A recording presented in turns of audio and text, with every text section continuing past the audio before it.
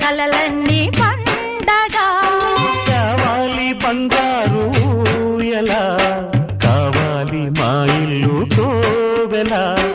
రెప్పగా నిన్ను కాచనా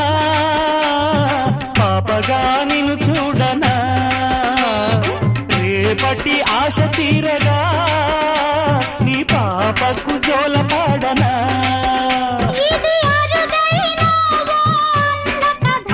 ఇది మురిపాల ఓ చెల్లి కథ ఇది చెల్లెలే కాదులే నన్ను కన్న తల్లి